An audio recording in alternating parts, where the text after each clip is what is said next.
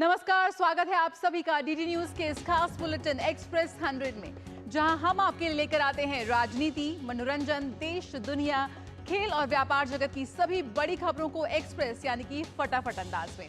मैं हूं जया सन्हा, तो आइए देखते हैं खबरें तेज रफ्तार से। थाना राजेंद्र नगर के बेसमेंट में बाढ़ के मामले में 5 और लोगों को गिरफ्तार किया गया है। गिरफ्तार किए गए लोगों में बेसमेंट के मालिक और एक व्यक्ति शामिल है। मामले में अब तक कुल 7 लोगों की गिरफ्तारी हो चुकी है। संसद में गूंजा दिल्ली कोचिंग सेंटर हादसे का मामला। संसदीय कार्य मंत्री किरण रिजिजू ने कहा कि अर्जेंट मैटर है, इस पर तुरंत चर्चा होनी चाहिए। राज्यसभा में सभापति ने कहा कि छात्रों के भविष्य को लेकर शून्यकाल के बाद शॉर्ट टर्म चर्चा की जा सकती है। वहीं लोकसभा में नई दिल्ली के सांसद बांसुरी स्वराज ने राजेंद्र नगर कोचिंग हादसे में मारे गए छात्रों का मामला उठाया और आम आदमी पार्टी पर हमला बोला। वहीं दिल्ली भाजपा प्रदेश अध्यक्ष वीरेंद्र सचदेवा ने कहा कि संबंधित मंत्री और विधायक को घटना की जिम्मेदारी लेते हुए तत्काल इस्तीफा देना चाहिए। उन्होंने संबंधित विभागों के अधिकारियों से भी इस्तीफा मांगा। दिल्ली के ओल्ड राजेंद्र नगर के एक कोचिंग संस्थान के बेसमेंट में बारिश का पानी भर जाने से 3 छात्रों की मौत पर छात्रों में भारी गुस्सा। अपने मृतक साथियों को इंसाफ दिलाने के लिए वो विरोध प्रदर्शन कर रहे हैं। एबीवीपी ने यह भी कहा कि अगर मुखर्जी नगर की घटना से दिल्ली सरकार और एमसीडी ने सबक लिया होता तो राजेंद्र नगर की घटना से बचा जा सकता था। दिल्ली नगर निगम ने नियमों का उल्लंघन करने वाले कोचिंग सेंटरों के खिलाफ कार्रवाई शुरू की। राजेंद्र नगर इलाके में अवैध रूप से बेसमेंट में संचालित हो रहे 13 कोचिंग सेंटरों को सील किया गया। इनमें IAS Gurukul, Chahal Academy, Plutus Academy, Sai Trading, IAS Setu, Topper Academy, Dainik Samvad, Civils Daily IAS, Career Power, 99 Notes, Vidya Guru, Guidance IAS, Easy For IAS शामिल हैं।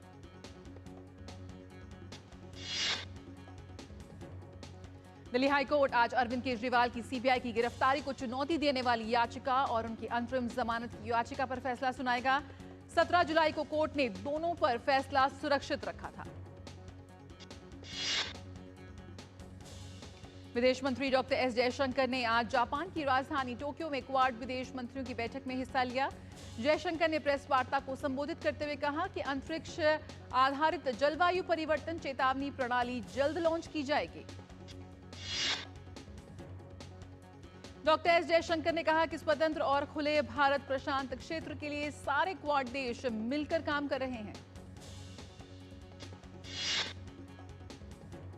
टोक्यो में क्वाड विदेश मंत्रियों के सम्मेलन को संबोधित करते हुए विदेश मंत्री डॉक्टर एस जयशंकर ने कहा कि विश्वसनीय और पारदर्शी डिजिटल सहयोग पर जिस तरह से हम आगे बढ़े हैं, उसी तरह आपूर्ति श्रृंखला को भी लचीला बनाए रखना जरूरी है।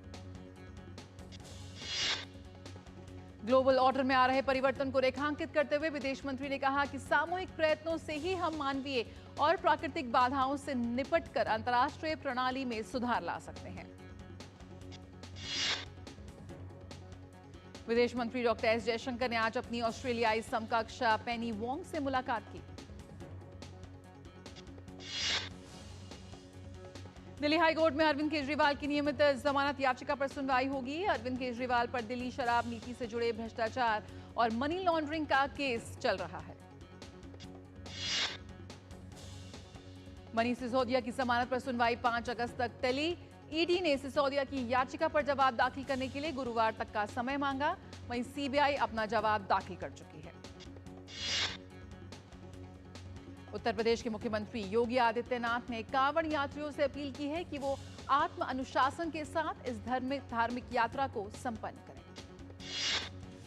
योगी आदित्यनाथ ने कहा कि न सिर्फ सरकार बल्कि विभिन्न समाज के लोग भी पूरी आस्था के साथ कांवड़ यात्रियों की सेवा में लगे हुए हैं ताकि उन्हें कोई परेशानी ना हो।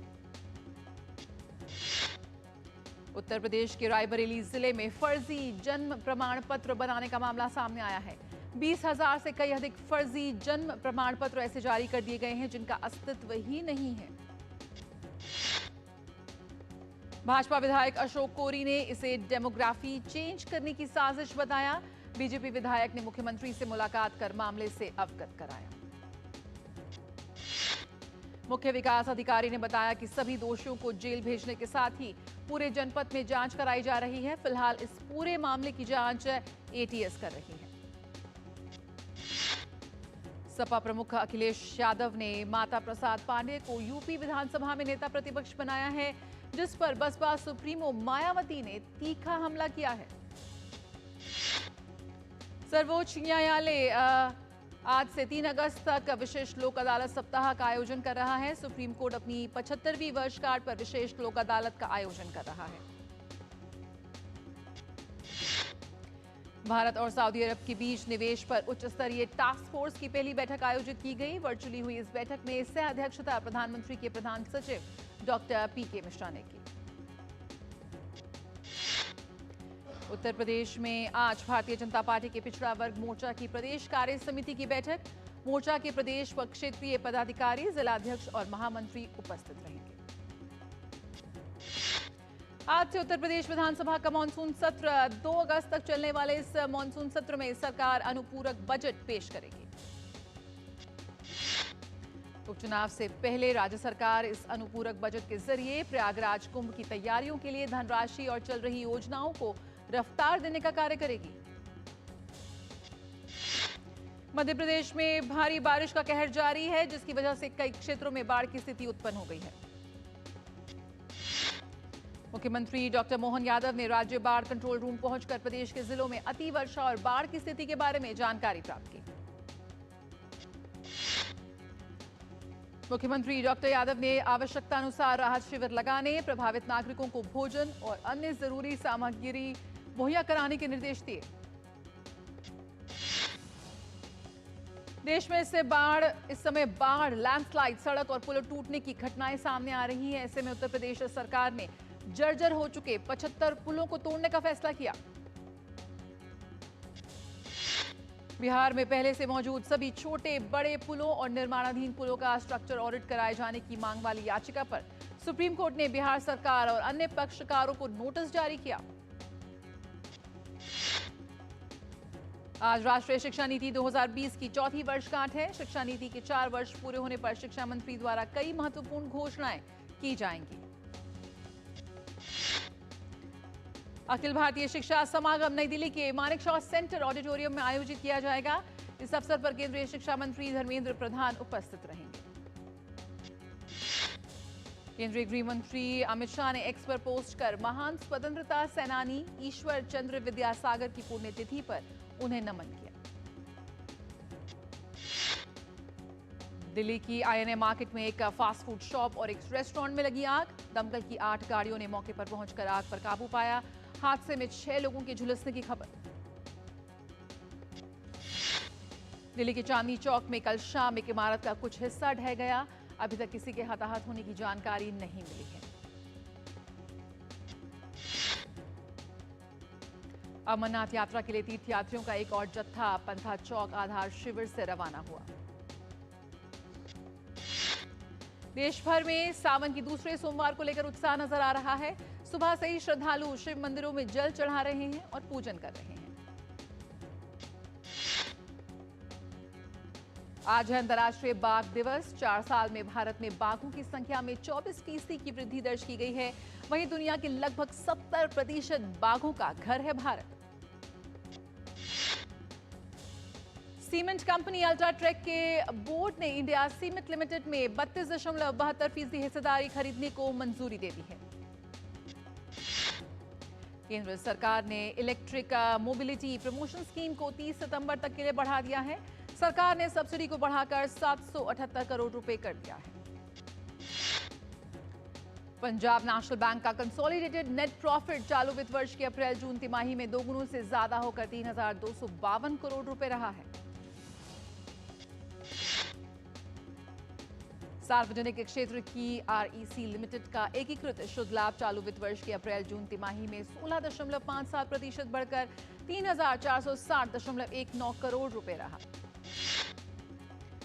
कोल इंडिया लिमिटेड 79.6 करोड़ टन सालाना क्षमता 1,33,576 करोड़ रुपए को मंजूर कैपिटल वाले 119 प्रोजेक्ट्स को तेजी से आगे बढ़ा रही है। इस्पात सचिव नागेंद्र नाथ सिन्हा ने कहा कि सरकार की ओर से बुनियादी ढांचे को बढ़ावा दिए जाने से इस्पात की मौजूदा मांग में मजबूती बनी हुई है। सरकार ने खानों की बिक्री के तीसरे चरण के तहत 3 महत्वपूर्ण खनिज ब्लॉक की नीलामी रद्द की। इनमें एक जम्मू कश्मीर की लिथियम खान भी शामिल। सरकार ये नीलामी स्वच्छ विकल्प और महत्वपूर्ण खनिजों के मामले में आत्मनिर्भरता हासिल करने के लिए करने जा रही है। भारत सरकार की ओर से किसानों को लाभ पहुंचाने के लिए कई प्रकार की सब्सिडी उपलब्ध कराई जाती हैं, जिससे किसानों को अधिक मुनाफा हो। मार्केट कैपिटलाइजेशन के लिहाज से देश की टॉप 10 कंपनियों में से 6 की वैल्यू बीते कंबाइंड रूप से 1.85 लाख करोड़ रुपए बढ़ी है।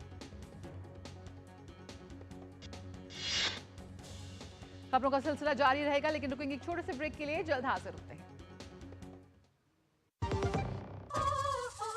वाली भोली भाली मेहनत वाली नखरे वाली असली तड़के वाली, ये तो बड़ी समझदार बड़ी होशियार एमडीएच के साथ अब जुड़ते नई टेस्ट का असली taste MDH ginger garlic test.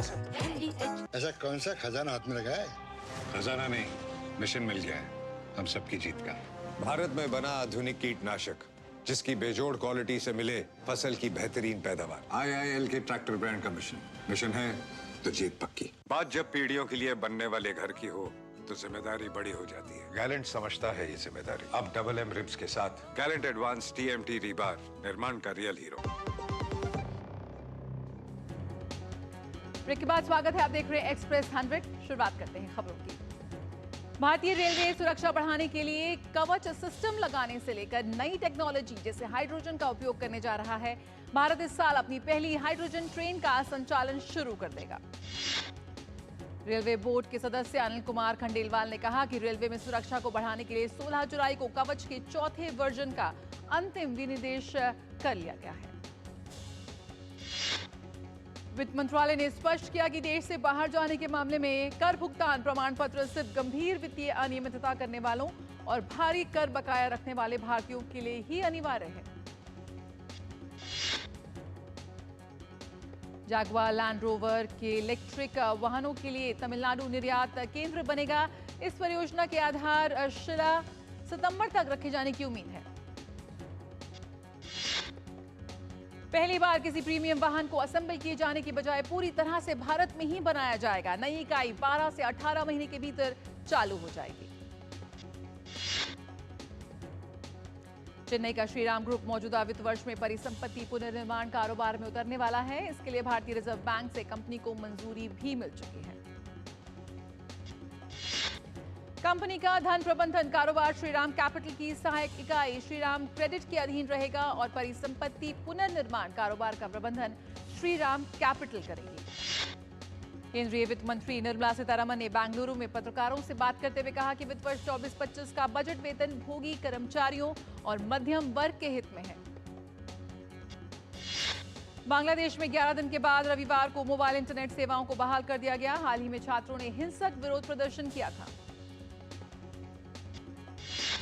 Bangladesh सरकार ने कहा कि मोबाइल इंटरनेट संपर्क बहाल होने के बाद 3 दिनों तक सभी उपयोगकर्ताओं को 5 GB इंटरनेट डाटा मुफ्त दिया जाएगा। दक्षिणी आइसलैंड में ग्लेशियर की बाढ़ ने एक रिंग रोड को जलमग्न कर दिया है, जिससे पास के पुल का एक हिस्सा टूट गया। कनाडा के जैस्पर में अग्निशमन प्रमुख को घर जलकर खाक हो गया, जबकि पर्यटक शहर में भारी नुकसान हुआ है। भीषण आग ने शहर के लगभग 1/3 हिस्से को नष्ट कर दिया, जिसमें अग्निशमन प्रमुख का घर भी शामिल था। उष्णकटिबंधीय तूफान गेमी से लगातार भारी बारिश के कारण भूस्खलन हुआ है, जिससे चीन के दक्षिणी हुनान प्रांत में लगभग 12 लोगों की मृत्यु हो गई।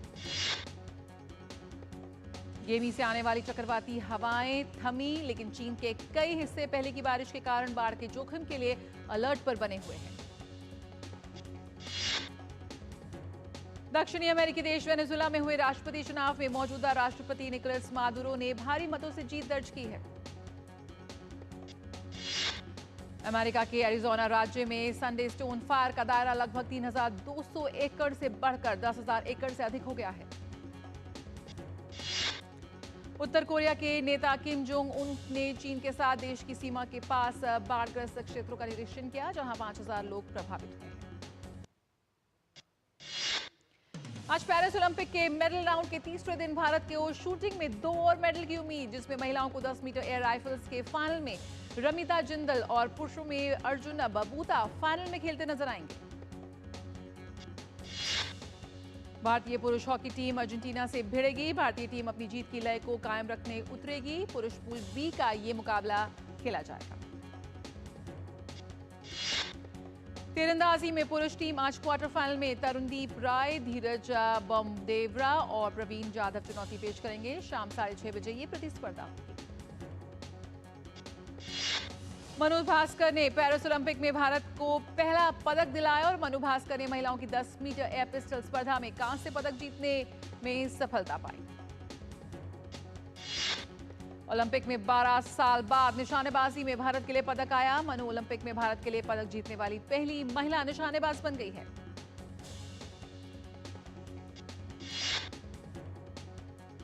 भारतीय महिला निशानेबाज मनु भास्कर ओलंपिक में मिली सफलता से खुश हैं।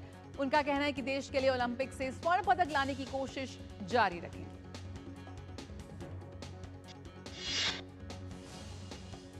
राष्ट्रपति ने मनु भास्कर को पेरिस ओलंपिक में पदक जीतने पर बधाई दी। सोशल मीडिया प्लेटफॉर्म एक्स पर अपने संदेश में राष्ट्रपति ने लिखा कि भारत को मनु भास्कर पर गर्व है। प्रधानमंत्री नरेंद्र मोदी ने मनु भास्कर से फोन पर बात की। पीएम मोदी ने पेरिस ओलंपिक में कांस्य पदक जीतने पर मनु भाकर को बधाई दी।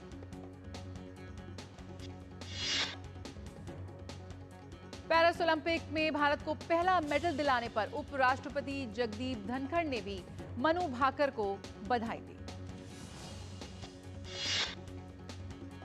पेरिस ओलंपिक में भारत के लिए पहली कांस्य पदक दिलाने पर केंद्रीय खेल मंत्री मनसुख मांडविया ने निशानेबाज मनु भाकर को बधाई दी।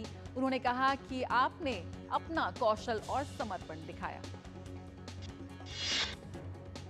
मनु भाकर के कोच जसपाल राणा ने माना कि मनु के लिए पदक की राह आसान नहीं थी, लेकिन दबाव से निकलने की कला ने न सिर्फ मनु का हौसला बढ़ाया बल्कि पूरे भारतीय दल को आगे अच्छा करने की ऊर्जा भी दी। पेरिस ओलंपिक में मानिक बत्रा ने टेबल टेनिस में महिला सिंगल्स के राउंड ऑफ 64 में जीत हासिल की है। उन्होंने ब्रिटेन की एना हर्से को 4-1 से हराया। वक्त एक और छोटे से ब्रेक का, जल्द हाजिर होते हैं। दादी के हाथों का जादू और खुशबू से महकता घर। MDH गरम मसाला, असली मसालों से भरा हूँ मैं, क्योंकि हर रिश्ता है स्वाद से जुड़ा। એ સાંભળ કર હા આ મારો પપ્પા ફોરેન થી લઈ આવ્યો છે હા એ સત્યાનાશ ભાઈ નુકસાન कैसा भरेगा तू स्टॉक मार्केट में भी रिस्क उतना ही लें जितने की कैपेसिटी और रिस्क की जानकारी हो। ऑप्शंस ट्रेडिंग बहुत सोच समझ कर करें। अरे वाह दीकरा एकदम बराबर रिस्क समझ कर लेने का सोच कर समझ कर इन्वेस्ट कर।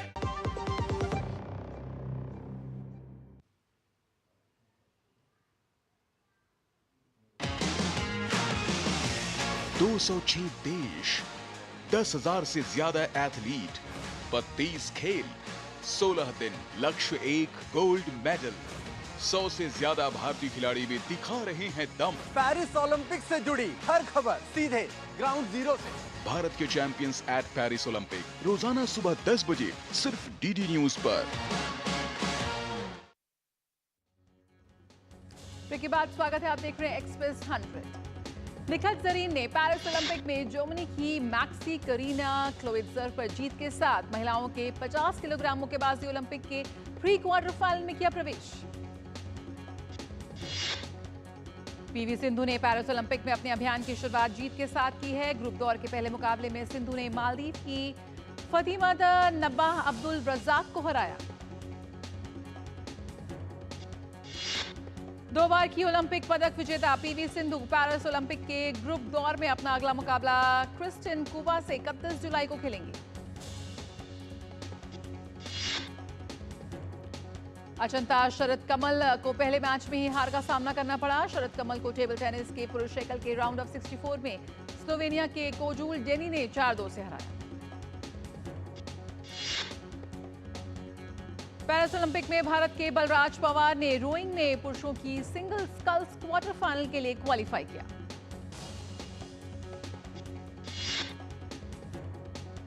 ओलंपिक में डेब्यू कर रही भारत की महिला मुक्केबाज प्रीति पवार ने 54 किलोग्राम वर्ग स्पर्धा के पहले दौर के मुकाबले में वियतनाम की खिलाड़ी को 5-0 से दी शिकस्त। भारतीय महिला रिकर्व तीरंदाजी टीम पेरिस ओलंपिक से बाहर हो गई है। भारतीय टीम को क्वार्टर फाइनल में नीदरलैंड्स के हाथों शिकस्त का सामना करना पड़ा। भारत के टेनिस खिलाड़ी सुमित नागल पेरिस ओलंपिक से बाहर हो गए हैं। उन्हें फ्रांस के कोरेंटीन माउंटेन ने 2 घंटे 30 मिनट तक चले मैच में हरा दिया। सुमित नागल को यह मैच 6-2, 2-6, 5-7 से गंवाना पड़ा।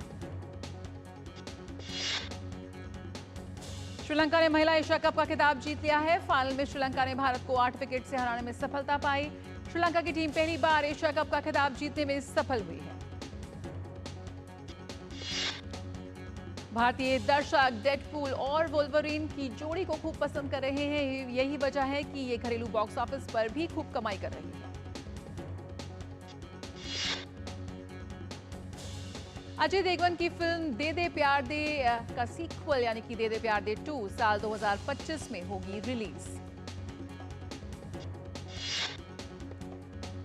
श्रद्धा कपूर, राजकुमार राव की अपकमिंग हॉरर कॉमेडी स्त्री 2 का लोगों को बेसब्री से इंतजार। फिल्म 15 अगस्त को होगी रिलीज। कंगना रनौत की फिल्म इमरजेंसी 6 सितंबर को सिनेमाघरों में देगी दस्तक। अक्षय कुमार की अपकमिंग फिल्म खेल खेल में भी 15 अगस्त को होगी रिलीज। फिल्म में है असेंबल कास्ट। अजय देवगन और तब्बू की जोड़ी एक बार फिर सिनेमाघरों में आएगी। औरों में कहा दम था 2 अगस्त को सिनेमाघरों में रिलीज होने जा रही है। तापसी पन्नू और विक्रांत मैसी की जोड़ी एक बार फिर कर रही है वापसी। फिल्म फिर आई हसीना दिलरुबा 9 अगस्त को OTT प्लेटफॉर्म्स पर होगी रिलीज। जानवी कपूर की फिल्म उलझ जल्द होगी रिलीज। 2 अगस्त को फिल्म में जानवी एक युवा डिप्लोमेट की भूमिका में है। निखिल आडवाणी के निर्देशन में बनी फिल्म वेदा इस स्वतंत्रता दिवस के अवसर पर सिनेमाघरों में दस्तक दे रही है। फिल्म में जॉन अब्राहम और शर्वरी वाघ मुख्य भूमिका में है। और मलयाली फिल्म अभिनेता दुलकर सलमान अब तेलुगु फिल्म अकासम लो ओका तारा में नजर आएंगे।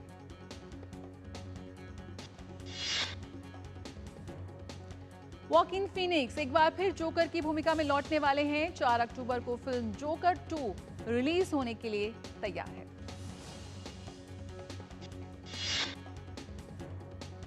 एक्सप्रेस न्यूज में फिलहाल इतना ही। देश और दुनिया की ताजा तरीन खबरों के लिए जुड़े रहिए डीडी न्यूज के साथ। मुझे दीजिए इजाजत। नमस्कार।